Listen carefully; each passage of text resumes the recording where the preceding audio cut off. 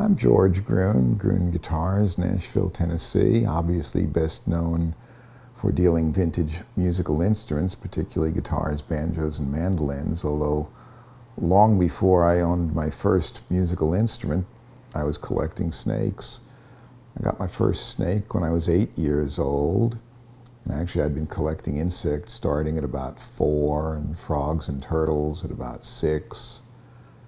And when I was 8 years old, I was out flipping rocks looking for worms to go fishing and found a snake instead. And I've had snakes ever since. I've got about a dozen in my office now. This one is a hybrid of a California king snake and a red rat snake. Not even the same genus, let alone species. And interestingly enough, not only can these two snakes hybridize, but the offspring are fertile, which means that a lot of the genetics need quite a bit more explanation and exploration. But this is a snake that effectively is a designer snake that is no more wild than a poodle so far as finding it in nature. None of the other snakes I have are weird hybrids, but this one is, and I find it sort of fascinating. When I got this snake, it was about the size of a number 2 pencil. It was a new hatchling. And now it's about 6 years old. And it is adult size, although snakes never stop growing.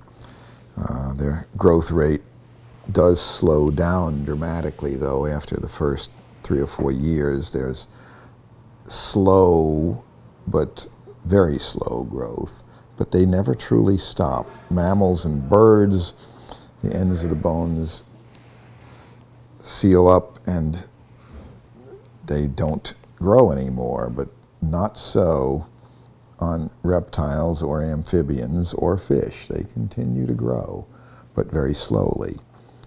Anyway, that's what this beast is. I have numerous others, but I like this one, and it's certainly been with me for almost all its whole life. I mean, just since shortly after it was hatched. And I don't have any venomous snakes at present. I did my graduate work at Duke in zoology, undergraduate studies, University of Chicago, animal behavior, and I had quite a few venomous snakes at that time because I had an interest in feeding behavior of pit vipers. But, well, I had copperheads, cottonmouths, and timber rattlesnakes that were tame enough that I could let them crawl on me like this. I'm not going to advise that as something most folks would want to do. In retrospect, I'd say what I did then was perhaps not best advised, but I never had an accident with one, and I don't currently handle venomous snakes that way. But the harmless ones are good pets, interesting to study, and I still enjoy them.